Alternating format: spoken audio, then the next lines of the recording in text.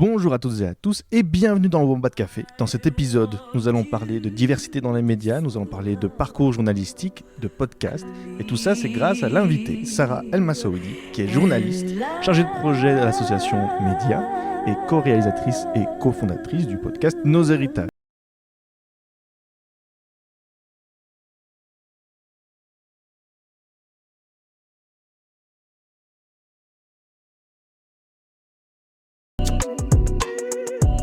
Hello. J'y suis arrivé. Yes, C'est quand même bravo. fou. Il y a beaucoup, je suis désolée. Mais déjà, ça montre déjà à quel point Sarah est une personne qui est multicasquette, qui a plein de projets et qui est donc quelqu'un d'engagé et qui veut avoir un impact sur la société pour avoir des changements. Et pour tout ça, je suppose qu'il a fallu avoir un parcours, il a fallu développer cet engagement. Et tu te souviens d'un événement particulier ou comment est arrivé cet engagement dans tout ça ? Mais déjà, merci pour l'invitation. Avec plaisir, c'est moi qui te remercie d'être venu. Et du coup, je pense qu'il n'y a pas un event en particulier qui a déclenché cet engagement. Je suis quelqu'un en fait de base qui supporte pas l'injustice. Et donc, je pense que c'est quelque chose... je sais pas si c'est inné, mais en tout cas où c'est vraiment en moi ce truc d'avoir besoin de lutter contre l'injustice quand je suis témoin de quelque chose. Et donc ouais, depuis que je suis toute petite, j'ai ce truc où je dois réagir. Et notamment par rapport au sexisme, où ça c'est quelque chose où ouais, très jeune j'ai capté que les remarques qu'on pouvait entendre et que la société pouvait faire aux femmes, de tu vois ta place à la cuisine ou de si tu tapes du poing sur la table, même à raison, mais en fait mais toi t'as tes règles ou ce genre de remarques, j'ai très vite capté qu'il y avait un côté structurel, que c'était pas normal et que c'était un truc de la société de vouloir... dévaloriser les femmes en fait. Et donc très tôt, je reprenais en fait mes parents ou même, tu vois, à la télé, s'il y avait des remarques ou quoi, je le disais. Et puis du coup, les amis à l'école. Et donc, c'est très tôt venu. Pour le racisme, ça a pris plus de temps. Parce que... C'est étonnant, pourquoi ? En fait, parce que j'étais tellement habituée depuis vraiment toute petite, j'ai des souvenirs déjà en maternelle où les gens directement en me voyant, alors que j'ai même pas ouvert la bouche, qu'on se connaît pas, qui m'assignaient à toi t'es marocaine ou toi t'es maghrébine, et donc ce que ça veut dire c'est toi t'es pas vraiment belge en fait. En tout cas c'est comme ça que je le vivais, et du coup en fait j'avais intégré cette idée que j'étais que ça, que je pouvais être que dans cette case là et que c'était normal en fait. Et donc c'est bien plus tard, je pense fin des secondaires, quand j'ai eu des cours de sciences sociales et que là j'ai pu en fait avoir des outils pour comprendre le caractère structurel du racisme, et ça a fait un bien fou parce que j'ai pu me dire ok, je suis pas folle, j'imagine pas des trucs, parce que je sentais toi qu'il y avait un souci, mais je captais pas encore le côté structurel. Et donc là ça m'a fait du bien de comprendre que c'est pas moi le problème, que c'est la société qui met des choses en place pour nous distinguer, que en fait je suis bien plus que juste cette assignation tu es différente, tu vois, que ce soit marocaine, maghrébine, voilà. Mais donc quand j'ai compris ça, du coup mon engagement s'est aussi développé là-dessus. Parce que tu t'es dit il faut changer. Parce que c'est pas normal en fait, je le sentais depuis le début que ça allait pas en fait. Et tu vois, il y avait ce truc où par exemple moi mon père est né au Maroc, mais ma mère est née en Belgique et elle est blanche. Et donc même quand je disais aux gens, toi qui me disaient mais toi t'es marocaine, et je disais non, ma mère elle est blanche, ils minimisaient en fait cet aspect-là. Ils disaient mais ça se voit pas, t'as les cheveux foncés, on dirait pas. Et donc il y avait vraiment un truc où il y a une partie de mon identité qui était niée et où je pouvais pas moi du coup l'accepter parce que tout le monde me voyait que comme ça, tu vois. Et donc je sentais qu'il y avait un souci, et puis oui, que les personnes racisées n'étaient pas traitées de la même manière, ou enfin, tu vois, qu'il y avait un truc comme ça, mais j'arrivais pas à bien capter l'aspect global, structurel. Et donc là, les sciences sociales ont vraiment vachement aidé, notamment, tu vois, par exemple, Bourdieu et l'habitus, tu vois, les différences entre les classes sociales, etc. C'était vraiment des outils d'analyse qui permettaient en fait de comprendre concrètement la société dans laquelle on vit. C'était vraiment un truc important. Et puis, après, je pense aussi, tu l'as dit, je suis journaliste. Et je pense qu'on ne devient pas journaliste par hasard. Il y a une volonté de changer le monde un peu, même beaucoup. À la fois de manière humble, et en même temps, j'ai pas envie de dire humble non plus, parce que c'est aussi une injonction qui nous est faite, en tant que femmes, que personnes racisées, personnes minorisées en général. Ouais, de rester à notre place, de rester humble, de pas trop ouvrir notre bouche, Et donc non, on veut changer le monde en fait. Enfin moi en tout cas j'ai envie. Après je sais que c'est à mon échelle, mais en tout cas ouais, dans les rédactions avec lesquelles je collabore, d'essayer d'apporter un petit peu de changement, ou en tout cas un autre regard, une autre perception des choses. Tu expliques donc cet apprentissage que tu as eu avec des cours de sociologie, avec quelque chose qui était beaucoup plus systémique, beaucoup plus macro en fait sur des soucis qui étaient très personnels à la base. Qu'est-ce que ça t'a permis par après, quand tu étais de nouveau confronté à la violence? Parce qu'à la manière dont tu expliques, on a l'impression qu'après que tu aies appris tout ça d'un point de vue macro, ou tu étais complètement détaché de tes soucis, ou tu n'avais plus aucun souci et plus aucune violence. Comment après est-ce que tu réponds à des remarques qui étaient de nouveau sexistes ou racistes, ou les deux à la fois? Comment est-ce que tu réponds après ça Qu'est-ce que ça t'a appris? Alors écoute, pas du tout. J'ai encore eu plein de soucis. Et en fait, c'est pas des soucis, c'est des violences sexistes, racistes. C'est de la violence, il faut le dire. Et je suis pas du tout détachée. C'est quelque chose, ce genre de... les oppressions, l'injustice, c'est quelque chose qui me tient vraiment à cœur. Et donc, peut-être trop à cœur d'ailleurs, il faudrait que j'apprenne à prendre du recul. Donc il n'y a pas de détachement, par contre c'est ultra important et ça aide en fait de comprendre et de pouvoir déceler le fait que c'est structurel, de pouvoir dire bah c'est pas ma faute et donc c'est pas un détachement mais c'est une meilleure compréhension et c'est en fait d'enlever la culpabilité ou d'enlever tu vois ce genre de sentiments négatifs qu'il peut y avoir quand t'es juste tu vois mis dans une petite case et où tu peux pas bouger de là et où et on te dit que c'est de ta faute en plus si t'es dans cette case alors que c'est la société qui t'assigne à cette case là et donc je pense que c'est ça, c'est des outils en fait que ça t'apporte qui te permettent de mieux analyser, de mieux comprendre et du coup de trouver des pistes de solutions. À partir de là j'ai commencé à lire plein de choses en termes de tu vois, de féminisme et encore plus de féminisme décolonial pour mieux comprendre. Et ça permet en fait aussi de pouvoir découvrir d'autres personnes qui vivent les mêmes choses. Ça fait tellement du bien de voir aussi quelqu'un qui explique des choses que toi tu vis parce que même si c'est les mêmes choses, en fait, elle va pas poser les mêmes mots que toi et parfois elle va trouver des mots justes et tu te dis waouh, c'est ça en fait. Et le fait de pouvoir dire waouh, c'est ça fait déjà un bien fou que quelqu'un, tu vois, ait mis des mots justes dessus. Et c'est pour ça alors que l'envie de se lancer dans nos héritages avant, nos héritages maintenant, est-ce que c'est venu de cette... en fait, du plaisir que tu as eu toi à découvrir les bons mots et une sorte de soulagement de pouvoir se dire ok, il se passe quelque chose, c'est bien ce que je ressens et ça valide en fait toutes les pensées qui sont parfois très difficiles qu'on a à propos de soi-même. Est-ce que c'est de ce même but et de ce même processus que tu te dis je veux le faire vivre à d'autres personnes qui ont peut-être pas eu la même chance que moi de découvrir tel et tel texte ou mot? Je sais pas si ça arrivait de ce processus-là, en tout cas pas consciemment. Tu vois, ici, tu peux le dire parce qu'on en parle et on fait ce rappel de, voilà, plus jeune, etc. Et donc, on fait le lien. Mais je pense que c'était pas conscient.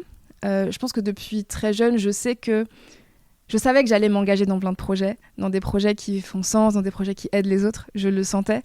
Je savais juste pas comment, quand, avec qui, tu vois, quelle forme ça prendrait. Peut-être pour préciser, puisqu'on parle de nos héritages, c'est donc un podcast qu'on a lancé avec deux autres personnes qui sont Gloria Mukolo et Stéphania Bochniak. C'est en fait, dans chaque épisode, on permet à deux personnes, soit deux personnes de la même famille mais d'une génération différente, soit deux personnes qui ne sont pas de la même famille et qui ont un parcours plus ou moins différent, en fait, de se poser pendant 1 heure et de se raconter à travers le parcours migratoire de leur famille. Et donc l'idée, c'est de parler de ce parcours, mais aussi de pouvoir identifier un petit peu à quel point ce parcours, ça a structuré ou pas la construction de leur identité, de leur vie en général. En fait, le premier élément qui nous a amené à réaliser ce podcast, c'est qu'on travaillait en fait toutes les trois à un moment donné dans un magazine et qu'on avait envie de tester d'autres formats que l'écrit. Et on était attirés par le podcast. C'était une période où on écoutait pas mal de podcasts et où... bon voilà, c'est un peu tendance aussi maintenant le podcast, ce format-là. Et on s'est dit, on a envie de le faire, quoi. On a envie de le faire à 3.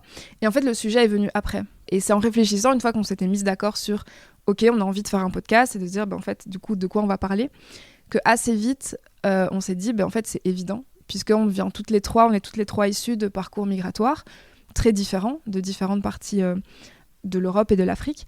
Mais en fait, il y a des points communs dans nos histoires ou dans ce qu'on vit. Il y a aussi des choses qui sont différentes. Et l'un des points communs, je dirais, c'est ce truc on fait partie des 2 3e générations. On se pose des questions sur le parcours, le vécu de nos parents et de nos grands-parents. Et en fait, on n'a pas assez de réponses. Pas assez à notre goût.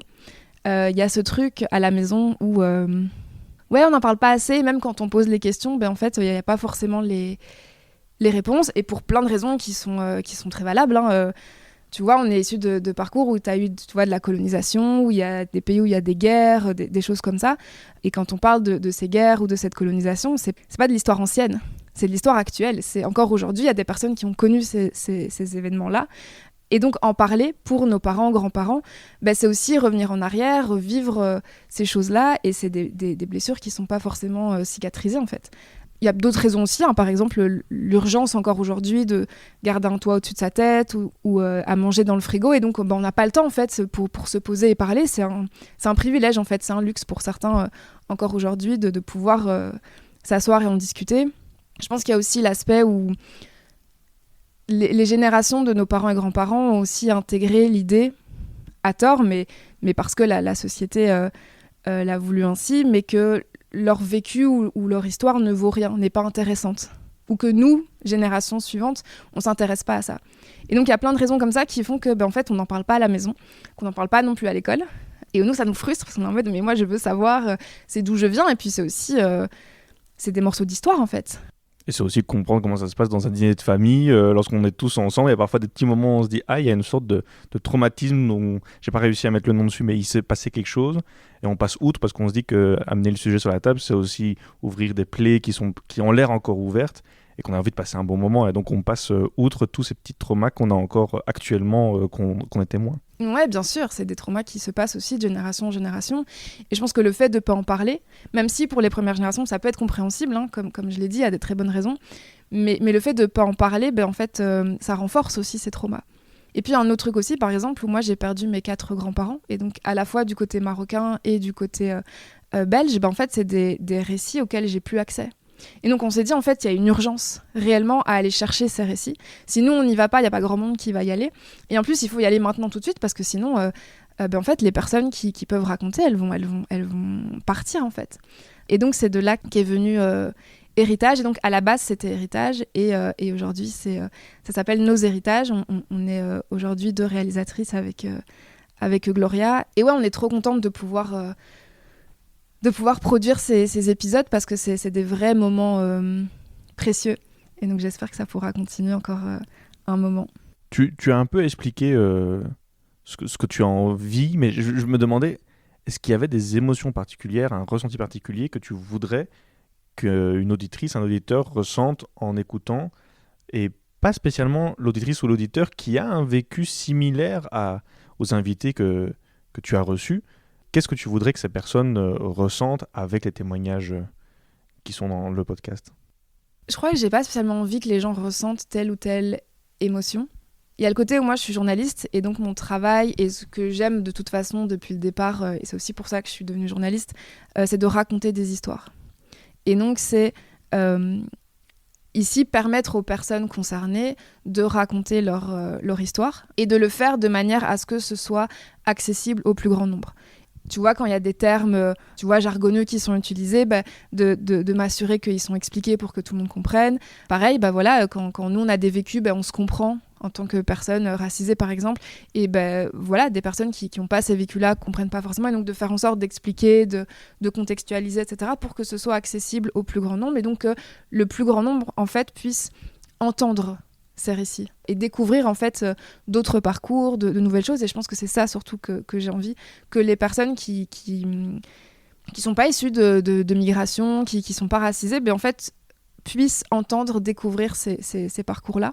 Et je pense que dans tous les cas, même si j'avais envie de faire que les gens ressentent une émotion particulière, je pense que c'est un peu utopique parce que chacun et chacune va réagir différemment en fonction de son vécu, de sa personnalité, de plein de choses. Et c'est OK, en fait. Tu vois, par exemple, moi, je sais que, par exemple, mon père n'écoute pas forcément tous les épisodes, surtout ceux qui touchent au Maroc. C'est étonnant. Parce qu'en fait, il y a un truc où ça le ramène en arrière. Tu vois. En fait, c'est logique, ouais. Ça ramène en arrière, donc c'est des choses où t'as pas forcément envie d'en parler, où il y a cette habitude aussi, tu vois, ce tabou qui s'est créé et donc en fait on n'en parle pas et on préfère laisser, c'est plus facile, tu vois, de laisser ça, voilà. Et donc oui, c'est, j'avoue, je l'ai un peu forcé à écouter le premier épisode parce que c'était le premier, il fallait qu'il écoute. Mais oui, du coup c'est OK de pas vouloir, et puis il y en a d'autres au contraire où en fait ça leur fait du bien. Ça leur fait vraiment un bien fou de pouvoir entendre ces récits, de pouvoir se reconnaître là-dedans, de pouvoir se dire ok, il y a quelqu'un qui a enregistré un truc, ça fait un podcast, et donc c'est un truc où les gens sont en mode un peu waouh, tu vois, c'est pas rien. Et c'est un parcours qui me ressemble. Ou c'est quelqu'un qui, comme je te disais, qui a posé des mots sur ce que j'ai vécu moi aussi. Et donc là, il y a quelque chose aussi de très cathartique, de très... Ouais, ça fait du bien, quoi. Un peu en mode... c'est une thérapie, quoi.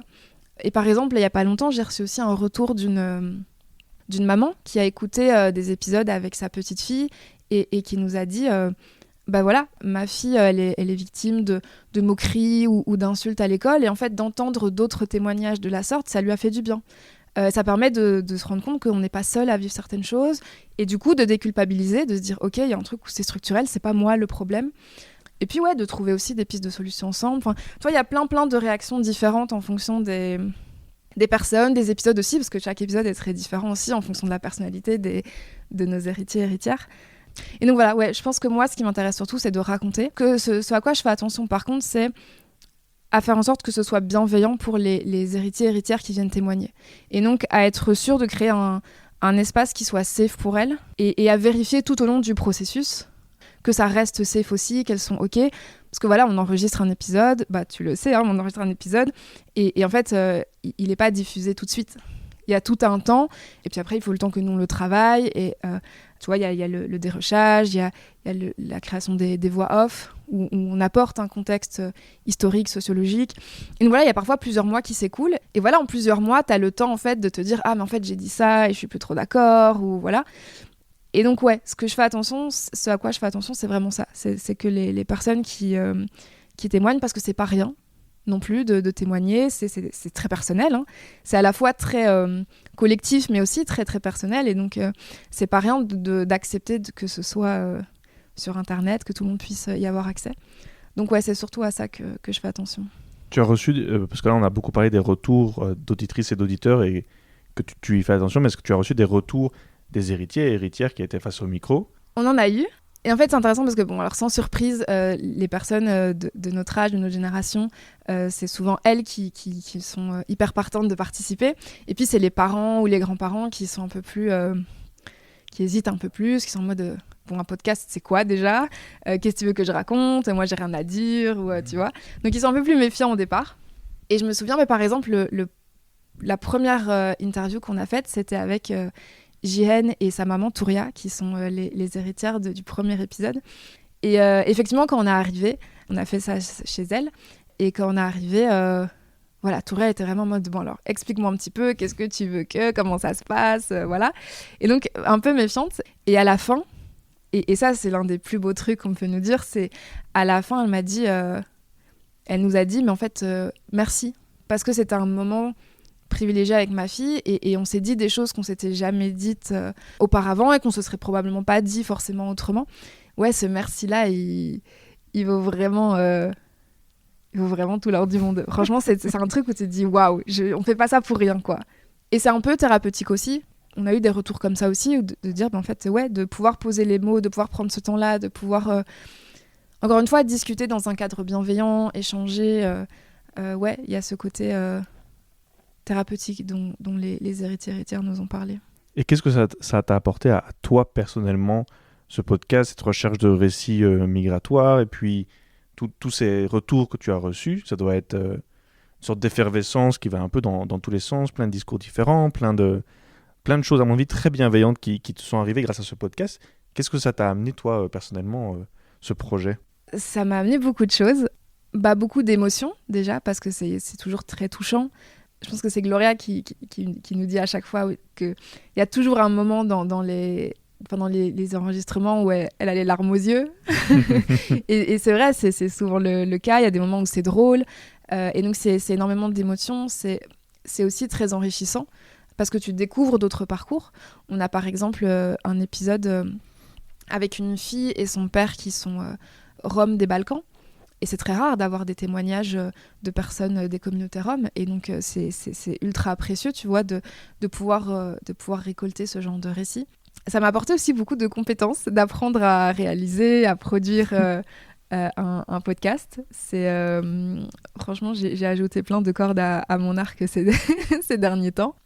Je pense que aussi, au niveau personnel, comme je disais à la base, l'idée pour nous trois, c'était on voulait avoir des réponses à nos questions. Et donc sur les parcours de notre propre famille, sauf que nos parents, surtout à Gloria et moi, ne sont pas du tout chauds pour participer. Pour l'instant, en tout cas, on ne désespère absolument pas. Ceci est un message... J'espère que vous l'entendrez. Mais en fait, le fait de récolter ces autres récits, je me suis rendu compte que, in fine, j'ai pas forcément besoin d'avoir cette discussion spécifiquement avec mon père ou avec quelqu'un de ma famille. Parce qu'en fait, on a plein de réponses aussi à travers le récit des autres. Et que dans tous ces récits, il y a des choses qui sont très similaires à ce que nous, on vit aussi. Et donc, j'ai aussi des réponses à ces questions à travers ces récits-là. Et donc, c'est vraiment ultra enrichissant. Et puis, j'apprends aussi, c'est pas facile, mais j'apprends aussi à accepter que j'aurai pas, en fait, de réponse à toutes mes questions. Et que c'est OK, mais qu'au moins, on a pu créer un espace dans lequel on peut poser ces questions. Et juste ça, c'est déjà aussi très libérateur de pouvoir créer cet espace-là pour nous, mais aussi pour les autres, du coup, tous les héritiers et héritières qui témoignent, et même au-delà, en fait, parce que le but, c'est de pouvoir créer ces moments d'échange entre deux héritiers et héritières, mais c'est aussi que ces moments-là soient un prétexte pour après créer d'autres discussions au sein de la famille, avec d'autres membres de la famille, etc., pour approfondir aussi, parce que 1 heure, c'est beaucoup trop court pour aborder tous les sujets. Et puis que ça crée aussi des discussions dans d'autres familles, avec des personnes qui n'ont pas forcément envie de participer au podcast, mais qui peuvent en discuter. Voilà, t'as écouté l'épisode et t'es dit, mais en fait, moi, j'ai vécu la même chose, ou ah non, moi, c'était pas du tout comme ça, et donc on commence à raconter. Donc, ouais, d'avoir créé ça, c'est aussi... Il y a un sentiment comme ça j'ai besoin de me sentir utile, d'aider les autres. Et je pense que, ouais, là, je pense que c'est une mission réussie.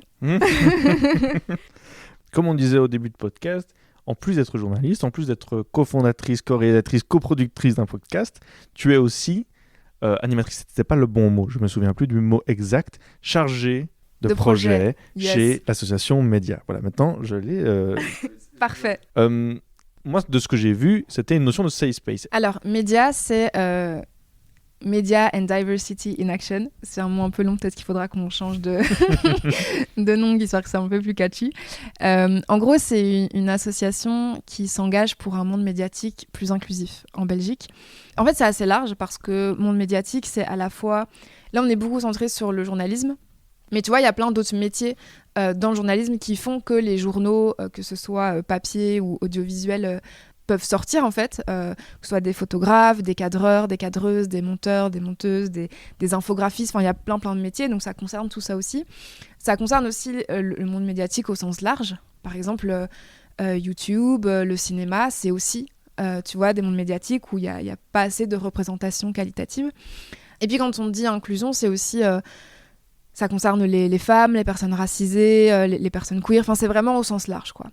Ça fait beaucoup de choses et donc on fait pas encore tout ça pour l'instant parce qu'on est une très petite équipe, qu'on n'a pas du tout de moyens structurels et que donc voilà, on peut pas avancer plus vite qu'avec les moyens qu'on a.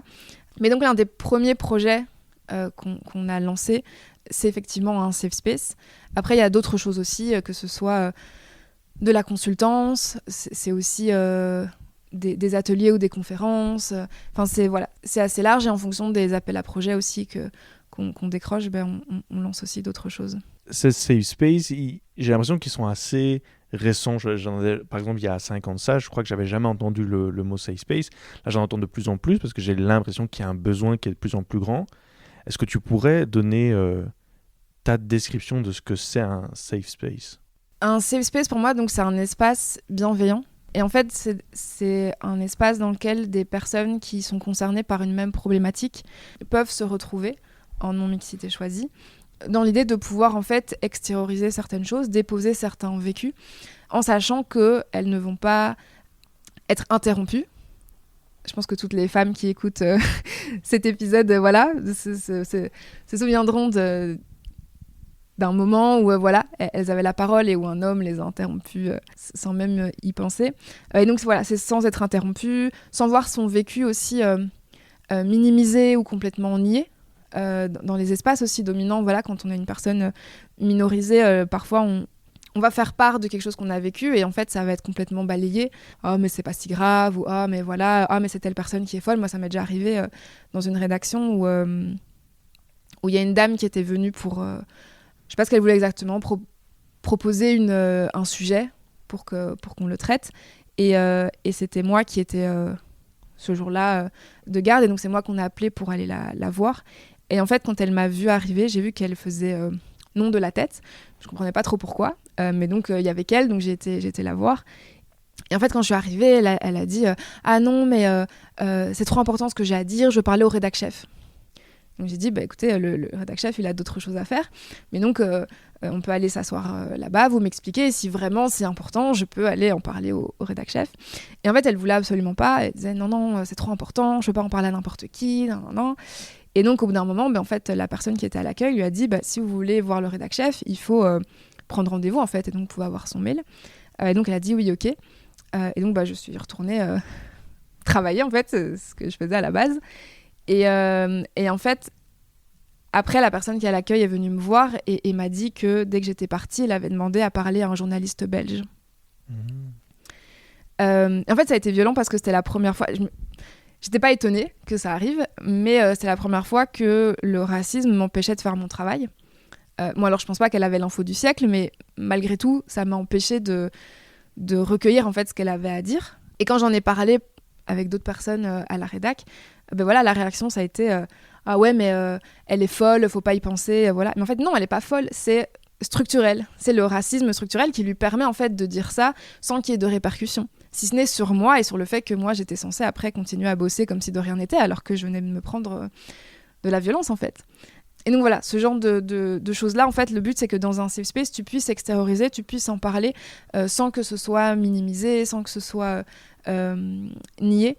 Et donc l'idée, c'est de pouvoir voir aussi que t'es pas tout seul. Comme j'en parlais là tantôt, c'est voilà, ce truc-là de briser la solitude et de pouvoir du coup déculpabiliser, de comprendre l'aspect plus structurel et donc de pouvoir... alors si on a envie de trouver des solutions, mais pas forcément... ça peut être juste, en parler, se décharger et donc avoir un impact positif sur la santé mentale. J'ai aussi cette impression qu'une discussion où les vécus sont à peu près similaires dans les grandes lignes permet de ne pas devoir poser tout le contexte qu'on devrait à quelqu'un qui ne comprendrait pas la situation. Et que là, on peut directement passer dans le vif du sujet. Ça paraît beaucoup plus constructif comme discussion quand on ne doit pas passer des heures à devoir tout bien réexpliquer dans les moindres détails. C'est plus constructif et en plus, ça permet d'enlever tout un poids qu'il y a sur les épaules des personnes concernées parce que du coup, tu vois, on sait qu'on va peser chaque mot qu'on va dire pour être sûr qu'il ne va pas avoir telle ou telle réaction. Enfin, tu vois, et donc c'est vraiment un truc où... Ouais, c'est vraiment ce truc de... Là, je sais que je suis en sécurité, que ok, je vais pas avoir... et que... Ouais, c'est un peu une bulle d'air, en fait, tu peux respirer. C'est vraiment comme ça que je le vois. Tu as pointé du doigt la santé mentale. Quelle sorte de retour tu as eu de personnes qui venaient dans cette discussion et qui... Enfin, je ne demande pas spécialement une sorte de quelque chose de des détails graveleux sur la santé mentale impactée de personnes qui sont venues dans ces spaces, mais qu'est-ce que tu as eu reçu comme retour de ces personnes qui ont pu faire l'expérience de cette bulle d'air et de cette compréhension mutuelle? En fait, pas mal de retours positifs et dès les premières séances, en réalité. Pour préciser aussi, donc c'est avec Salwa Boujour qu'on a lancé ce projet. Salwa qui est journaliste, chargée de projet, chargée de com. C'est vraiment une tuerie. Sur Instagram, on voit aussi qu'elle a plein de choses tous les jours. Oui, mais allez la suivre, ça en vaut largement la peine.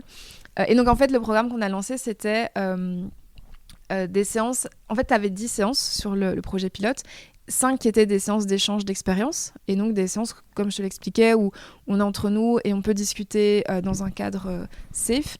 Et en fait, 5 séances qui sont des workshops thématiques. Et donc, ce sont des ateliers dans lesquels le but, en fait, c'est d'outiller les participantes sur des thématiques spécifiques en fonction de leurs besoins concrets.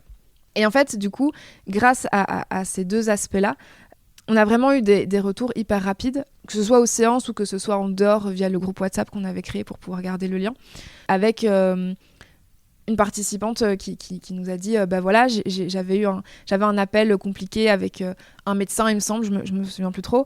Et en fait, d'habitude, j'aurais pas osé répondre ou osé prendre la place ou osé poser des limites, et là, je l'ai fait. Et donc, juste ça, déjà, c'est un truc...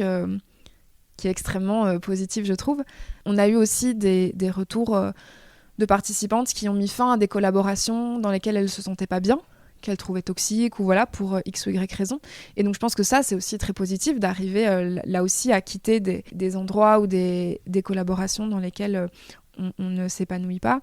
On a eu aussi un retour d'une participante qui nous a dit j'ai réussi à négocier un contrat, ce qui était très important pour elle à ce moment-là, et où elle a dit texto qu'elle estimait que le safe space était l'une des raisons grâce auxquelles elle avait pu le faire. Et je pense que ça, c'est c'est largement le plus beau compliment qu'on m'ait jamais fait. Franchement. Mais déjà, on voit à quel point tu t'investis dans tous ces projets et qu'ils ont des impacts réels, et ça doit être magnifique de pouvoir voir dans les yeux ou dans l'expression ou dans les phrases d'une personne tous les impacts que tu as faits.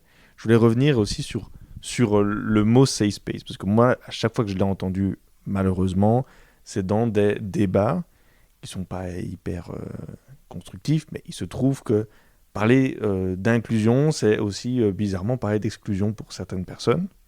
Et donc il y a des critiques qui se font par rapport à des safe spaces. Est-ce que tu as déjà entendu ces critiques-là ? Et qu'est-ce que tu as envie de répondre à ce type de critiques-là ? Je pense que j'ai déjà dû en entendre, oui, de personnes issues de groupes dominants qui sont pas contentes parce que en fait c'est des réunions qui se font en non-mixité choisie et que donc elles sont pas contentes de ne pas pouvoir venir. Et en fait ça fait bien rire parce qu'elles sont déjà invitées partout tout le temps, elles sont déjà présentes partout tout le temps, et c'est nous, personnes minorisées, qui ne sommes pas invitées, qui n'avons pas accès, ou quand on a accès, qui ne sommes pas traitées correctement, que ce soit, tu vois, en tant que femme, on parlait de harcèlement, que ce soit moral, sexuel, du cyberharcèlement, enfin ce genre de choses. Enfin voilà, il y a plein de mécanismes de discrimination qui font que même quand on est dans ces espaces, en fait, on est déconsidéré, dévalorisé. Qui est un espace dans lequel elles ne peuvent pas avoir accès, ces personnes issues de des groupes dominants, elles se disent « Ah non, mais ça va pas parce qu'elles se vivent comme « Moi, j'ai accès à tout. Moi, je peux aller partout. Moi, je peux être bien partout. » Et là, c'est un petit espace dans lequel elles ne peuvent pas venir. Mais je veux dire, soyons sérieux 2 secondes. Si on avait dit que c'était une réunion ouverte à tous et toutes, et qu'on parlerait tu vois, de ces mécanismes d'oppression, en fait, elles ne seraient pas venues parce que ça ne les intéresse pas. Tu vois. Mais donc, c'est juste ce truc un peu d'orgueil, de se sentir, d'avoir besoin de se sentir privilégié. Et c'est un truc de pouvoir, tu vois. C'est de vouloir garder le pouvoir. Donc, j'y prête pas trop attention parce que pour moi, ça vaut pas grand-chose. Et que c'est un vrai outil militant, et plus que ça, c'est un vrai outil de survie, en fait, ces safe spaces. C'est réellement indispensable d'en avoir. Parce que ça permet aux personnes minorisées, non de s'exclure du reste de la société, mais d'avoir des moments justement où elles peuvent respirer, où elles peuvent se ressourcer, reprendre des forces, et du coup, mieux en fait affronter le reste du monde dans lequel en fait elles sont pas les bienvenues, parce que c'est ça. Et moi, par exemple, c'est ce que j'ai vécu aussi à la base, où tu vois, par exemple, pendant mes études, c'est pendant mon bachelier en infocom.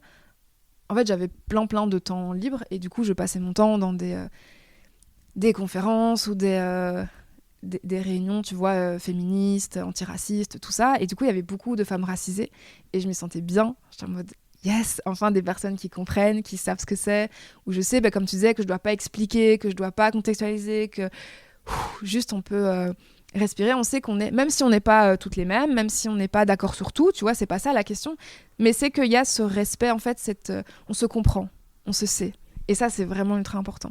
Et en fait, après, alors en master j'avais plus du tout le temps d'y aller, puis après j'ai commencé à travailler. Le truc c'est qu'en Belgique, les études montrent que les rédactions, ce sont des entre-soi blancs et masculins, que le journaliste type c'est un journaliste dont les 2 parents sont nés en Belgique, et qui est un homme blanc, et qui a un diplôme universitaire, et donc d'une certaine classe sociale aussi. Et donc tout d'un coup, je me suis retrouvée là-dedans. Il faut savoir que le journalisme, c'est aussi un métier dans lequel on passe quasi toute sa journée à la rédac. À l'époque, je bossais quasi tout le temps. Et donc tout d'un coup, en fait, j'étais que dans ce milieu-là, où j'étais en extrême minorité, où j'étais d'autant plus minorisée que, comme tu as pu le comprendre, je suis quelqu'un qui a besoin d'exprimer ses engagements, qui, voilà... Voilà, très vite tu captes que je suis féministe, antiraciste. Et du coup, j'étais encore plus minorisée pour ça au sein de rédaction. Et donc, en fait, assez vite, j'en pouvais plus. J'avais besoin d'une bulle d'air. Et donc, c'est là, en fait, que j'ai fait la démarche de contacter quelques personnes des femmes racisées autour de moi et leur dire, en fait, voilà, les meufs, j'ai besoin là d'un espace où on se sait, où on se comprend, où on peut parler entre nous, où je peux respirer, où ce poids sur mes épaules peut en fait s'envoler. Et donc c'est comme ça à la base que j'ai fait mon petit truc de mon côté. Et Salwa, de son côté, avait aussi lancé un safe space pour femmes à Bruxelles. Et donc après, voilà, quand elle a eu le subside de la Fédération Wallonie-Bruxelles pour lancer le safe space pour femmes journalistes minorisées, elle m'a appelée et quelques mois plus tard, on lançait le projet. Mais là-dedans, parce que là, tu disais qu'à la base, tu étais participante. Maintenant, aujourd'hui, ce n'est plus le cas. Tu assures le côté safe du safe space. En tout cas, c'est comme ça que j'ai vu la description. Comment est-ce qu'on assure un côté safe dans un safe space ? Déjà, je pense qu'il faut bien comprendre ce que c'est. Parce que voilà, comme tu disais, c'est devenu un peu à la mode aujourd'hui et du coup tout le monde l'utilise, mais sans bien comprendre. Et puis très souvent aussi, quand ça devient la mode, tout le monde a envie de l'utiliser, mais juste parce que c'est à la mode. Et donc voilà, c'est dire le terme, mais c'est absolument pas avoir les valeurs qui sont derrière. Donc ça, je pense que c'est la première chose. Ensuite, c'est pouvoir poser le cadre avec les participants, de leur réexpliquer et de pas avoir peur de rappeler régulièrement les petites règles qui sont indispensables. Comme je te disais, c'est le fait de ne pas couper la parole d'une autre participante ou d'un autre participant, de ne pas nier ou minimiser les autres vécus, de parler en jeu par exemple, de ne pas généraliser ce que toi tu vis, parce que ça pourrait, c'est pas parce que toi tu le vis que d'autres personnes le vivent aussi, et donc de rester bien en jeu. C'est aussi par exemple le fait que tout le monde n'est pas obligé de parler, de déposer des choses. Ça, je pense que c'est important de le dire aussi pour que tout le monde se sente bien. Et donc, voilà, il y a des séances où tu peux dire aujourd'hui, je suis fatiguée, mais donc je suis là, je vous écoute, mais j'ai pas la force forcément de parler. Voilà, c'est poser ce genre de cadre. C'est pas du tout facile d'animer un safe space parce qu'il faut à la fois en fait créer une synergie entre les personnes, les participants, participantes, pour qu'il y ait la confiance en fait entre elles, parce que c'est des personnes qui se connaissent pas forcément. Ici en plus, nous c'est dans le monde journalistique et c'est un monde qui est très concurrentiel, que ce soit entre les différentes rédactions, mais aussi au sein même d'une rédaction entre les journalistes. Il y a certaines rédactions en plus qui jouent vachement là-dessus, ce truc de diviser pour mieux régner. Et donc c'est pas forcément, tu vois, le contexte qui permet de se sentir en confiance, de parler à d'autres personnes. Mais c'est pour ça aussi que c'était important de créer ce safe space pour que les personnes qui voulaient aient cet espace-là. Et donc ouais, c'est créer cette synergie, ce truc de faire en sorte que les femmes se sentent à l'aise de parler. C'est faire attention à ce que chacune ait un temps de parole équitable, que la discussion reste fluide, et puis oui, de pouvoir relever quand il y a un petit truc où on se dit peut-être que ça peut blesser quelqu'un ou choquer quelqu'un, et donc pas un rappel à l'ordre, mais en tout cas de manière bienveillante de dire, de remettre un peu d'équilibre à ce niveau-là. Et je pense du coup que de pouvoir se remettre en question, c'est indispensable aussi. On peut avoir les meilleures intentions du monde, on peut pas tout voir non plus, on peut pas tout savoir non plus. Avec Salwa, on est complémentaires, mais on a quand même 2 parcours qui sont très similaires. Et donc par exemple, on n'est pas queer, et donc il y a des choses qui sont liées à ces identités-là que on maîtrise pas forcément, et donc on va pouvoir peut-être laisser passer des commentaires alors que c'était pas notre but. Mais donc c'est ce truc de pouvoir se remettre en question et accepter en fait des retours et être demander en fait ces retours des participants et participantes pour s'améliorer en fait constamment. Dans la description du Safe Space, il y avait une partie qui mentionnait le cyberharcèlement, les violences qu'on peut retrouver sur Internet. Je suppose, comme tout journaliste, tu as dû en être victime à un moment ou à un autre, parce que ça fait peut-être, je dirais, 5-6 ans, de plus en plus je m'intéresse aux médias, de plus en plus je vois des sortes de campagnes de trolling autour de journalistes qui sont souvent racisés, qui sont souvent des femmes. Et il y a une violence qui arrive en une fois et qui, en une semaine, on se prend plein la figure. Est-ce que ça t'est déjà arrivé ? Et alors, peut-être expliquer comment tu as cette résilience de continuer ce travail, parce qu'il faut quand même se dire, je dois continuer. Et qu'est-ce que tu donnerais comme message aux auditrices, aux auditeurs qui pourraient être parfois face à ce type de campagne, c'est pas le bon mot, mais de violence collective organisée? Alors je l'ai pas subi au stade où tu le décrivais, de campagnes de trolling où effectivement il y a des personnes qui se mettent d'accord à un moment donné pour envoyer plein de messages de violence à une personne en particulier, et donc de vraiment cibler quelqu'un sur une période donnée.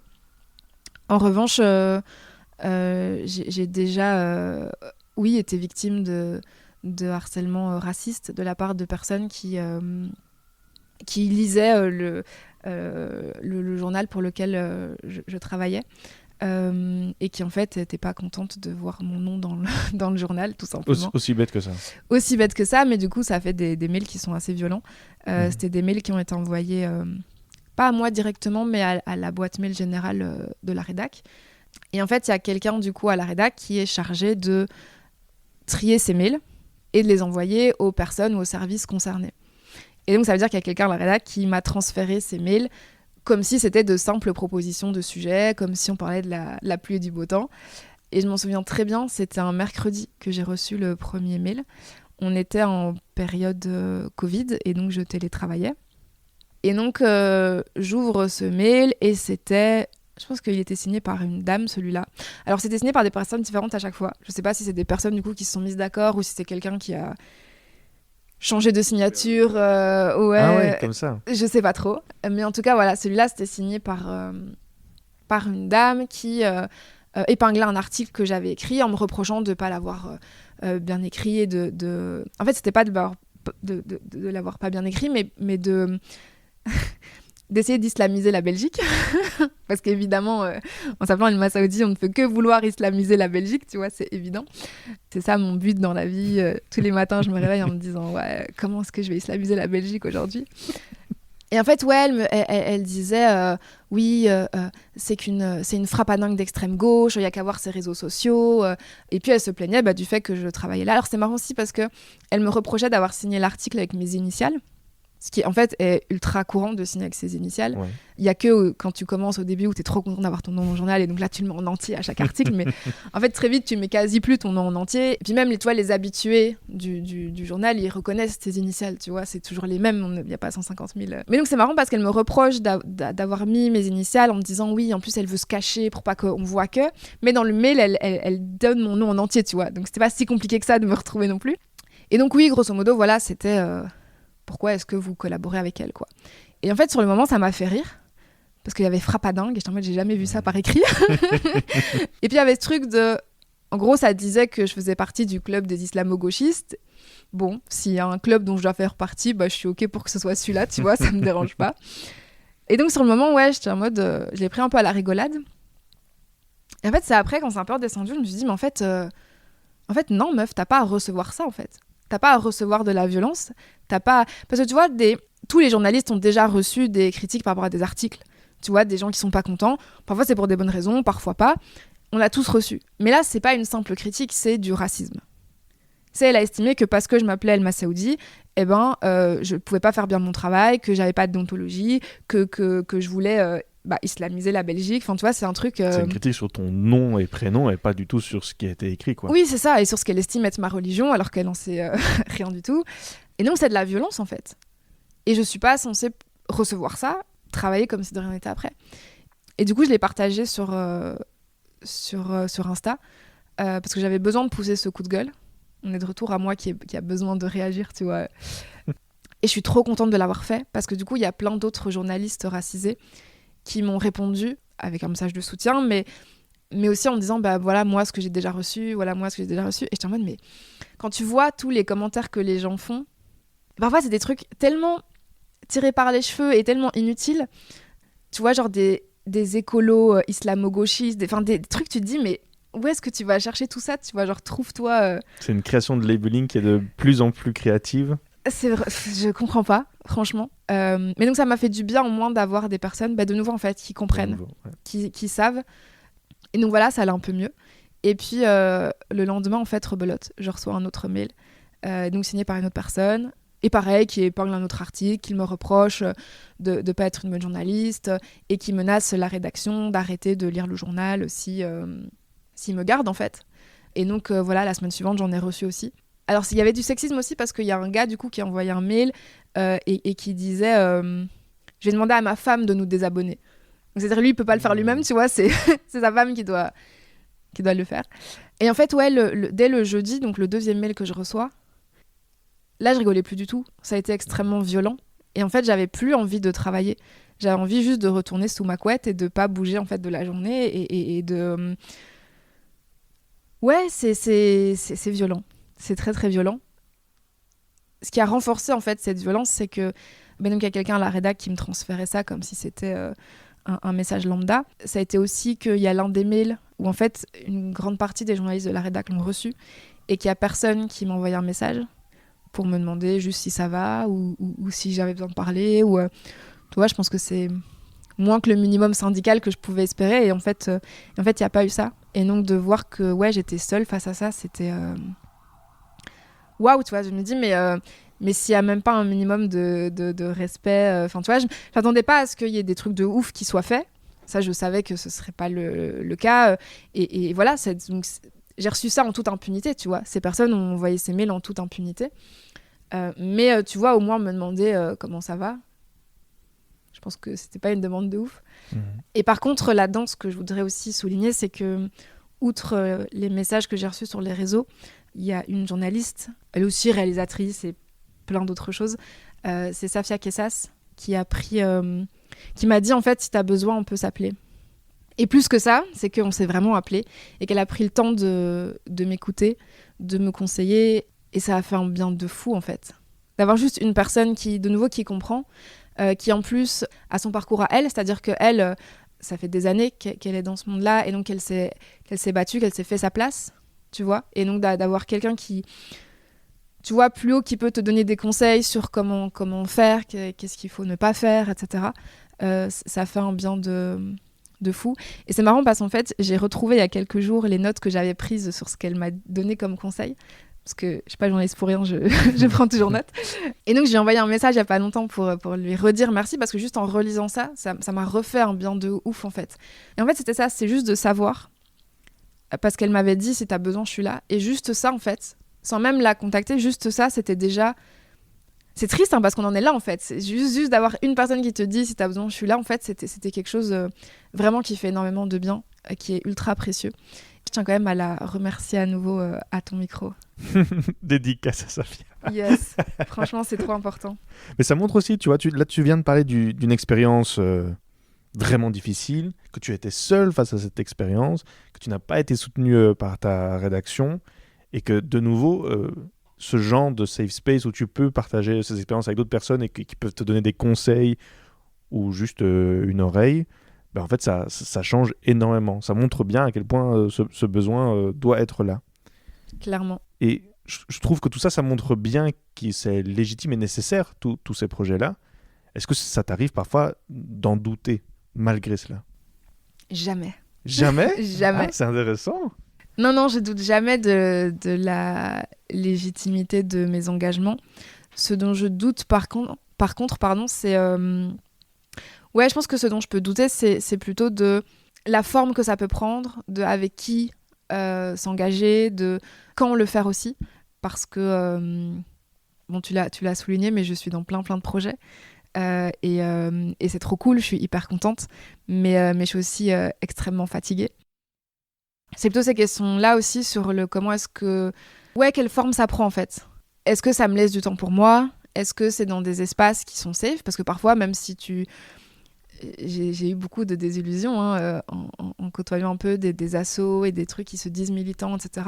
Et puis après, tu vois que, en fait, elles sont malgré tout dirigées par des personnes issues des groupes dominants et que donc, en réalité, à l'intérieur, t'as peu de personnes racisées et que ces personnes racisées, bizarrement, finissent en burn-out. Donc, il y a toutes ces questions-là où, ouais, sur la forme que ça prend, sur avec qui tu travailles. On a préparé un peu l'interview avant de se lancer dans le micro, comme ça vous avez un peu les coulisses de ce que c'est un Wombat Café. Ces derniers temps, j'ai vu, c'était Audrey Van Brabant qui parlait sur tout ça, il y a une précarité avec les journalistes indépendants qui est de plus en plus forte. Et je dirais même que la situation journalistique de manière générale est de plus en plus difficile. Et toi, en plus, tu jongles entre différents projets, comme tu le disais. Ça prend beaucoup de temps, ça prend aussi une grosse place par rapport à la charge mentale.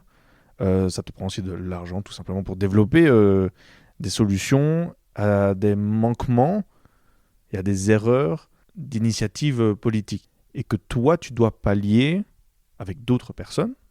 Et tu dois réussir à maintenir tout ça en place. Je suppose que ça doit être difficile, en tout cas c'est ce que tu partageais. Comment est-ce que tu fais preuve de résilience ? Alors comment tu arrives à prendre du temps pour toi ? si tu es tout le temps occupé à ces projets et qu'après avoir fait ta journée journaliste, tu dois encore faire ces projets. En plus, il y a des podcasts qui t'invitent à 18 heures pour encore en plus faire des interviews sur des projets que tu fais. Enfin, voilà, comment tu jongles avec tout ça et comment tu arrives à prendre du temps pour toi et prendre soin de toi? J'y arrive pas. C'est ça toute la problématique et tout l'enjeu, c'est que pour l'instant, j'y arrive pas ou pas suffisamment en tout cas. Et donc oui, le journalisme, c'est un métier qui est très très précarisant, y compris quand on est un homme blanc. En tant que pigiste, c'est pas du tout un statut qui est facile. En plus, on nous met sous des statuts aussi qui sont pas toujours très légaux, puisqu'on est beaucoup aussi de faux indépendants, avec des rémunérations qui n'ont pas bougé depuis 20 ans et qui sont dérisoires, largement. Et donc, déjà, quand tu es un homme blanc, c'est vachement précarisant. Mais donc, en plus, quand tu es une femme, et puis en plus, quand tu es une femme racisée, et puis quand tu es en plus une femme qui a une maladie chronique, par exemple, ça renforce cette précarité. Les études montrent que les femmes dans le journalisme ont beaucoup moins accès à des CDI, à des rémunérations plus élevées, à un poste dans certaines rubriques, en plus de subir du harcèlement, ce genre de choses. Enfin, voilà. Et donc, c'est encore plus précarisant voilà, quand tu es minorisé, et donc quand tu es même doublement, voire triplement minorisé. Et puis, effectivement, tu vois, les safe space, même l'association média, même peut-être nos héritages aussi, idéalement, ça ne devrait pas exister, en fait. Idéalement, ça ne devrait pas exister si on vivait dans un monde qui était juste, qui était équitable, dans lequel chacun et chacune, tu vois, pourrait se sentir bien. Ça n'existerait pas. Bon, la réalité, c'est qu'on est très loin de cette situation-là. Et donc, ça existe, mais ça existe grâce à qui ? Grâce aux personnes qui sont concernées par ces problématiques et qui sont donc déjà précarisées. Et en fait, ce sont donc des personnes concernées qui se retrouvent à, comme tu le disais, pallier à des manquements de l'État, puisque l'État est censé s'assurer que chacun et chacune est traité de manière au moins égale, équitable, je sais pas, mais au moins égale, et voilà. Et c'est pas le cas. Et donc, des personnes concernées lancent des initiatives pour, je veux dire, qui sont indispensables selon moi. C'est indispensable et ça aide concrètement des gens, et donc c'est réellement important. Sauf que c'est pas valorisé par la société, et donc c'est pas correctement financé. Et donc, oui, tu te retrouves en étant déjà précarisé à donner du temps, à donner de l'énergie, à donner de l'expertise, en fait, gratuitement ou pour pas grand-chose. Et donc, ça te précarise encore plus, en fait. Ça te précarise encore plus au niveau financier, au niveau aussi de ta santé mentale. Parce que du coup, tu vois, moi, je vis des choses qui sont sexistes ou qui sont racistes. En tant que journaliste, parfois, je récolte des témoignages. En tant que réalisatrice d'héritage, je récolte aussi des témoignages. En tant que coordinatrice de Safe Space, je récolte aussi. Et donc, en fait, t'es dans un truc comme ça où t'es aussi beaucoup confrontée à ça. Et donc, c'est pas toujours... Au bout d'un moment, parfois, ça fait beaucoup, tu vois. Tu vois aussi comme les choses changent, mais en fait, tellement lentement. Et parfois, tu fais un pas en avant et deux pas en arrière. Alors, on sait qu'on se bat pas. En tout cas, moi, au début, je voulais pas l'accepter. Mais j'apprends à accepter que voilà, le changement, ce sera pas pour nous. Et que j'espère qu'on prépare une meilleure place, en tout cas, aux générations futures. Et qu'elles pourront bénéficier, du coup, de tous nos efforts. Et ça donne un peu d'espoir, ça donne de la force. Mais parfois, ouais, c'est un peu déprimant de me dire, purée... C'est un sacrifice, en fait, plus qu'autre chose. La manière dont tu en parles, en tout cas. Pas que c'est un sacrifice, mais qu'on se retrouve dans des positions comme ça, où effectivement, on donne beaucoup, et où, pour l'instant, en tout cas, on ne reçoit pas beaucoup. Après, on se bat pour pouvoir recevoir beaucoup, et le but, c'est ça. C'est que Média puisse se développer, c'est que Héritage puisse se développer, qu'on obtienne des financements réguliers et même structurels, et que du coup, on puisse en vivre. C'est ça l'objectif. Mais la réalité, c'est que, et je pense que c'est important d'en parler aussi, c'est que pour l'instant, en fait, c'est pas le cas. Donc, comme je te disais, il y a cette précarisation financière, il y a la santé mentale, il y a aussi le fait qu'on n'a pas de temps pour se reposer, alors que les personnes des groupes dominants, par exemple, ils se posent pas cette question, et donc ils ont l'esprit complètement libre, tu vois, ils sont chill. Elles ont aussi, du coup, le temps de penser... Par exemple, je vois avec certaines amies, où quand on se voit ou quand on se parle, c'est tout le temps pour parler de ce genre de choses-là. Et quand on voit dans la rue, tu vois, ou dans un café ou quoi, des gens qui parlent de la pluie, du beau temps, on se dit, mais purée, nous, on est incapables d'avoir des conversations futiles comme ça, tu vois. Et c'est rien de dénigrant à futile, tu vois, mais c'est juste de se dire, nous, on est tout le temps dans nos trucs de réflexion de comment on va faire, changer le monde pour faire ci, pour faire ça, et on a du mal à en sortir, en fait. Et où on s'était lancé un défi une fois avec une amie de se dire, mais en fait, là, on se voit, mais vraiment, on parle que de trucs positifs. Ou que de trucs, tu vois, légers, ou... Et très vite, je galère, tu vois. C'est un truc de ouf. Alors que non, on devrait pouvoir avoir l'esprit léger aussi. Et à ce truc, en tant que femme aussi, en tant que femme minorisée, la société ne nous apprend pas à prendre soin de nous, à nous faire passer nous d'abord, à arriver à poser des limites, à dire non et à pas culpabiliser après. Parce que même quand on arrive à poser une limite, à dire non, mais en fait, on culpabilise après, on se sent mal, alors que... Enfin, tu vois, même j'ai des collègues mecs, tu vois, ils ont un petit rhume, ils vont appeler pour dire qu'ils sont malades, ils vont plus y penser, ils vont passer une bête de journée, tu vois. Moi, il y a des fois, je suis en souffrance, que ce soit à cause de mes règles, à cause d'autres choses, et je vais quand même avoir ce truc de je vais aller travailler, ou de... Par exemple, j'ai été hospitalisée il y a 2 ans, j'étais sur mon lit d'hôpital, je te jure que j'étais prête à faire une interview et à écrire un article, tu vois. J'étais sur un lit d'hôpital et j'allais le faire, vraiment, tu vois. Et j'étais mal quand j'envoyais un message à mon ancien chef en disant ouais, finalement, je pourrais pas le faire, mais voilà les contacts. Nan, nan. Et où lui, il m'a dit, mais tranquille, tu vois, tu me donnes déjà les contacts, c'est cool, tu vois, c'est plus que bien. Mais moi, j'étais dans un truc où j'étais prête à, tu vois, jusque-là, jusqu'où ça va, tu vois. Et ça te montre à quel point je ne prends pas de temps pour moi. Mais aussi où je sais que c'est indispensable et où je sais que...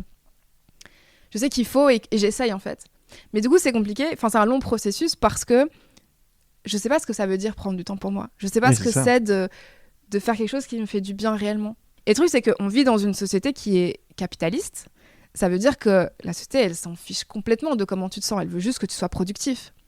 Et là, on le voit par exemple en Belgique où il y a quelque temps, les politiques ont réduit le temps d'hospitalisation. Donc c'est vraiment genre même quand t'es malade, ok, tu restes juste le temps minimum chez le médecin, mais après tu retournes travailler en fait. Et en plus, on est dans un monde aussi qui est néolibéral et donc il va remettre tout sur l'individu. De ah bah c'est de ta faute ou de c'est toi qui dois prendre ça en charge et de en fait voilà, tu te prends une journée au spa et c'est bon quoi. En fait, c'est pas structurel ça. Tu vois, et donc c'est comment est-ce que tu prends soin de toi au quotidien ? Qu'est-ce que tu fais chaque jour, même 10 minutes, mais pour prendre du plaisir, pour sentir que tu retrouves de l'énergie, Et c'est des vraies questions, tu vois. C'est pas si simple d'avoir la réponse. C'est pas si simple et c'est pas assez simple d'instaurer ça dans ta routine non plus. Surtout que, voilà, comme moi, je vois pas passer les heures quand je bosse et que j'aime bien quand c'est très bien fait, le travail. Et donc, tu vois, j'ai du mal à m'arrêter. Mais je sais qu'il faut que je travaille là-dessus parce que c'est ultra important. Et je pense que... En vrai, je pense qu'en tant que personne minorisée, prendre soin de nous, c'est l'acte le plus militant qu'on peut poser. C'est vraiment le truc le plus engagé que tu peux faire. C'est en tant que personne minorisée, c'est de prendre soin de toi. Peu importe ce que ça veut dire pour toi, selon qui tu es, mais ouais, c'est de prendre soin de toi. C'est de faire en sorte que dans 10, 15, 30, 50 ans, on puisse se dire on se revoit et on est bien. On est en bonne santé, on va bien mentalement, on est encore là, on a encore de la force. Parce que là, le truc, je te disais, hein, je vois tellement de femmes racisées autour de moi qui sont engagées et qui sont en burn-out ou qui ont fait un burn-out. Et je me dis, mais on a 20-30 piges, quoi. C'est pas normal. Ouais. C'est pas normal. Et donc, c'est ce truc-là de... Il faut qu'on apprenne à prendre soin de nous. Ouais, apprendre à dire non, apprendre à exiger d'être payé pour ce qu'on fait. Parce que trop souvent aussi, on fait ça bénévolement, tu vois. Apprendre à pas culpabiliser, apprendre à prendre du temps pour nous. Peu importe ce que ça veut dire, en fait. Mais ouais, je pense qu'il faut qu'on prenne soin de nous. Et moi, la première, je suis très loin, comme je t'ai dit, de ça, mais c'est l'objectif, en tout cas. Malgré que tu passes beaucoup de temps sur ce projet et qu'ils prennent de l'énergie, du temps, tout ce qui est possible de toi, de ta personne, est-ce que, par hasard, il y a quand même des moments... Est-ce que tu te rappelles d'une grande fierté ? Tu te rappelles de ta plus grande fierté dans tous ces projets, dans tout ce que tu as pu mener ? Un moment où tu t'es dit, ok, là, franchement, j'ai fait du bon boulot. Alors, je tiens quand même à le dire, parce que je pense que c'était important de préciser, tu vois, cet aspect d'un cercle vicieux où la précarité dans laquelle on se situe est renforcée. Maintenant, je ne regrette pas du tout de participer à tous ces projets et d'être engagée là-dedans. C'est qui je suis. Et je ne serais pas bien si je n'étais pas impliquée dedans et je ne vois pas ma vie autrement, tu vois. Il faut juste que j'arrive à insérer du soin là-dedans et du repos là-dedans. Mais donc, de toute façon, je suis trop contente de faire ça. Et comme je te disais, je savais depuis petite que j'allais le faire. Je sais juste pas comment, quand, avec qui. Et donc, je suis trop contente. Juste, en fait, déjà de porter ces projets. C'est aussi une fierté. De me dire que je peux être utile à des gens. Je pense que c'est ça le plus grand truc. Et donc, comme on l'a dit, tu vois, quand tu as des personnes qui ont témoigné dans Héritage et qui nous disent merci pour ce moment parce que ça m'a fait du bien, ça a été thérapeutique, ou merci parce que grâce à vous, ma fille, elle s'est pas sentie seule. Ou pareil avec le Safe Space, quand voilà, quelqu'un me dit j'ai réussi à quitter cette collaboration toxique ou à, au contraire, signer un contrat. Ouais, là, je me dis, ok, c'est pas du tout pour rien. Et comme je dis, je doute pas de la légitimité du combat, donc je sais que je continuerai. Ouais, c'est vraiment ce truc de pouvoir aider les autres. C'est trop important à mes yeux. On arrive vers la fin de cette interview. On a débuté cette interview. Tu parlais de toi, petite, qui savait qu'elle allait s'engager. Alors, ma question, ce serait, qu'est-ce que tu dirais à cette Sarah, à ce début, avec un début d'engagement, un début de compréhension de cette réalité? Qu'est-ce que tu lui dirais? Je lui dirais d'oser dire non plus souvent, de pouvoir poser des limites et de pouvoir de déjà plus réfléchir à comment est-ce que je prends soin de moi. Je pense que c'est vraiment ça le plus grand enseignement que j'ai là, c'est de en fait, ouais, si tu donnes tout là tout de suite et que dans 2 ans t'es en burn-out, que t'es éclaté, que tu peux plus rien faire, ça sert à rien en fait, ni pour toi ni pour le monde. Et donc ralentis. Et je dis ça avec un sourire parce que je sais que je galère à ralentir. En fait, plus que la Sarah d'avant, c'est une amie que j'imagine. Parce que c'est plus facile de le dire pour les autres que pour soi-même. Mm-hmm. Et c'est marrant parce que, notamment avec Selwa, il y a des fois où voilà, on se raconte un peu nos problèmes et tout. Et il y a 2 jours, tu vois, je lui donnais des conseils. Et puis après, c'est moi qui lui ai parlé d'un truc. Et elle m'a donné exactement les mêmes conseils que j'avais donné avant. Mais parce que toi, c'est tellement plus facile à dire pour les autres que de l'appliquer à toi-même. Et donc, ça... Mais donc, ouais, c'est ce truc de... Ouais, si dans 2 ans, t'es HS, ça sert à rien. Ni pour toi, ni pour les autres. Et donc, c'est ralentir et c'est poser ses limites. Et c'est prendre le temps de faire des trucs juste pour toi et d'être légère. Et le but, en fait, l'objectif, là, c'est... Tu vois, j'ai jamais été du genre à me dire, OK, dans 10 ans, je serai comme ça ou je serai comme ça, parce que j'estime que demain, il peut se passer un truc et tout change. Et donc, je trouve pas ça pertinent. Voilà, c'est comment je pense. Mais mon objectif, c'est que, ouais, dans 5-10 ans, si Dieu le veut, c'est d'être bien, en fait. Encore. C'est d'être légère, c'est de pas être HS tous les jours, c'est de pas, tu vois... Ouais, c'est de pouvoir être bien, de pouvoir se dire ok, j'ai passé une bonne journée, ok, j'ai pas fait trop, j'ai fait des choses que je kiffe et je suis dans plein de projets, parce que oui, je me vois toujours dans plein de projets, mais des projets dans lesquels aussi je peux m'épanouir en dehors et avoir de la force en fait, de l'énergie, d'amour, de soutien à donner. Parce que je pense que quand t'as plus de force, etc., c'est là où tu deviens parfois aussi plus renfermé, ou plus aigri, ou plus... Tu vois, et donc c'est compliqué aussi de lutter dans ces conditions-là. Pour rester dans des bonnes énergies, il faut prendre le temps de cultiver ces bonnes énergies. Donc ouais, je pense que c'est ça un peu ce que je dirais à la Sarah du début et ce que je dis toujours à la Sarah de maintenant en fait. C'est surtout à moi là maintenant que je parle, je pense. Sarah, un très grand merci pour ta générosité, pour ton authenticité, pour ta bienveillance et pour ta disponibilité aussi, parce qu'on a organisé ça très très vite, ça a été très facile et tu as été très vite à fond en se disant « Ok, je vais me lancer dans ce projet ». On finit toujours le bon bas de café avec une petite recommandation. Et je vous promets, auditrices et auditeurs, cette fois-ci, j'ai prévenu Sarah. Je lui ai dit il y aura une recommandation, parce que d'habitude, je n'arrive pas à prévenir mes invités à temps et ils sont toujours surpris ou surprises face au micro. Mais cette fois-ci, j'ai prévenu. Donc j'espère qu'il y en a une. Je ne sais pas, on va découvrir ensemble. Mais voilà, merci beaucoup et je te laisse le mot de la fin. Si tu as un message à faire passer aux auditrices et aux auditeurs et ta petite recommandation de fin, ou ta grande recommandation de fin, je ne sais pas, je te laisse le micro. Yes, écoute, merci encore pour l'invitation. Ça fait super plaisir. Merci aussi du coup de m'avoir prévenu. Ça fait plaisir aussi. C'est gentil. En vrai, tu vois, y a pas mal de... C'est l'une des questions que tu m'avais posées où ça m'a fait réfléchir aussi sur le fait que Nos vécus sont pas spécialement beaucoup présents dans les médias, mais en même temps, je trouve, et ça me fait trop plaisir en ce moment, c'est de voir à quel point il y en a plein qui commencent à émerger, plein de projets qui commencent à émerger. Et donc, j'ai pas une recommandation parce que j'ai jamais réussi à... Désolé, je vais pas t'interrompre, mais c'est parce que c'était par rapport à ça. Est-ce que tu penses qu'Internet a un rapport avec ça, avec cette émergence de discours, peut-être pas alternatif, c'est pas le bon mot, parce que c'est pas autre, c'est ce qui se passe maintenant. Mais les nôtres, quoi, ceux qui sont pas mis en avant et valorisés. Internet, oui, clairement, ça donne plein de possibilités, ça permet de faire connaître, de visibiliser. Et là-dessus, je veux rappeler aussi qu'on n'est pas invisible, mais on est invisibilisé. C'est un processus de la société qui fait en sorte qu'on soit pas... entendu, qu'on soit pas vu, qu'on soit pas visible, qu'on n'ait pas les sous, qu'on n'ait pas... Enfin voilà. Et donc je pense qu'il y a Internet, mais il y a aussi... Internet, les réseaux sociaux aussi, évidemment. Mais il y a aussi le fait que...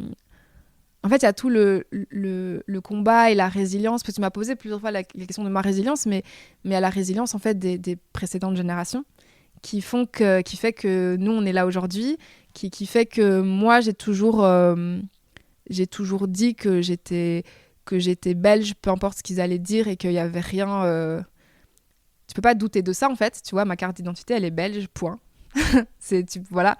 Et de pouvoir le dire, l'affirmer, de pas douter de ce genre de choses. Tu vois, ça peut paraître bête, hein, mais c'est ultra important. Et c'est grâce à la résilience et aux luttes menées par les précédentes générations que nous, on peut avoir cette confiance-là, cette assurance-là.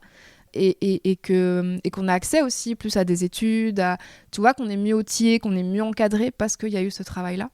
Et donc, merci aux premières générations d'avoir tenu bon, même quand tu vois, il y a des fois, aujourd'hui, on a l'impression qu'on est les premiers à lutter, qu'on est les premiers à créer des trucs, alors qu'il y a des trucs qui ont déjà été faits. Ou que, tu vois, on dit aussi, oui, les premières générations, elles ont, tu vois, courbé les chines, elles ont baissé les yeux, elles disaient pas, tu vois. Alors qu'en fait, si, et même parfois, genre, ne rien dire, c'était lutter aussi. Parce que c'était nous permettre à nous, du coup, après, de pouvoir exister dans des conditions qui sont les meilleures possibles, en fait. Et donc c'est important de pouvoir le redire, et c'est ça aussi nos héritages, c'est rappeler, tu vois, ces vécus-là, et remettre tous les bouts d'histoire ensemble, en fait, tu vois, de créer des liens, d'échanger, qu'il y ait une transmission là-dessus, parce que c'est ultra important. Et donc oui, pour en revenir à ta question, c'est Internet, les réseaux, mais du coup, le fait que nous, nos générations, on ait les moyens aussi, on ait, que ce soit les moyens voilà, techniques, on a les connaissances, tu vois, d'utiliser ces réseaux, d'utiliser un micro, tu vois, d'avoir accès, de savoir où aller chercher, etc., et d'avoir envie. Et c'est ça aussi qui permet de visibiliser, en fait, nos vécus et de créer... Et je pense que toi, c'est pas plus mal même que ce soit pas sur les grandes plateformes, les grands médias, etc., toujours. Parce que du coup, ça permet de faire en sorte que ça nous ressemble vraiment. Puisque c'est nos projets à nous, tu vois. Il n'y a pas un grand chef au-dessus qui dit « Ah non, ça, il faut que ce soit plus comme ça il faut que ce soit moins comme ça. » C'est nous. Et donc, peu importe la forme que ça prend, en fait. Nous, avec Gloria, on a nos héritages. Et on voulait mettre en avant la voix de nos héritiers et de nos héritières, faire perdurer, en fait, une transmission orale qui est présente dans beaucoup de nos cultures, en Afrique et ailleurs. Et là, je suis en train de bosser aussi sur des formats visuels pour donner une autre dimension à certains épisodes.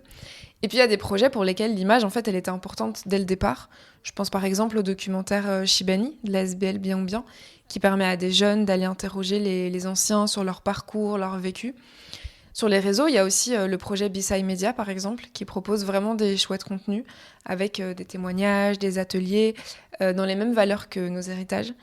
Et donc, j'en vois vraiment de plus en plus. Et ça fait trop plaisir de voir que chacune à notre manière, on occupe l'espace, on raconte nos histoires avec nos mots. Et on crée aussi des espaces qui permettent à nos communautés de s'exprimer, en fait, dans des cadres bienveillants. Et donc, je trouve que ça donne de l'espoir et c'est puissant. Merci beaucoup, Sarah. Merci à toi. C'était un très beau moment pour finir cet épisode. Yes. Où est-ce qu'on peut te retrouver, peut-être ? Ça vaut la peine de mettre en avant certains réseaux, je ne sais pas. Wombat Café, vous connaissez la chanson, je ne vais pas la répéter à chaque fois. wombatcafé.podcast@gmail.com pour envoyer un petit mail, ça fait toujours plaisir. On a reçu quelques-uns, ils étaient très gentils, merci beaucoup d'ailleurs. Trop bien. L'Instagram, vous connaissez wombatcafé.podcast. Je te laisse dire les réseaux, lequel serait peut-être le plus efficace pour rentrer en contact avec toi ou pour avoir tes dernières actualités. Sur Insta, Sarah Elma, S-A-2-R-A-E-L-M-A. Et puis alors, n'hésitez pas à venir aussi sur nos héritages, donc nos.héritage avec S. Et puis sur Media Diversity. Et donc pareil sur Insta, je pense qu'on est surtout plus actifs sur Insta. Et donc média comme média et puis diversity.be. Et vous nous trouvez sur les réseaux. Super, merci beaucoup. Merci On se retrouve bientôt pour un prochain épisode et à bientôt. Au revoir.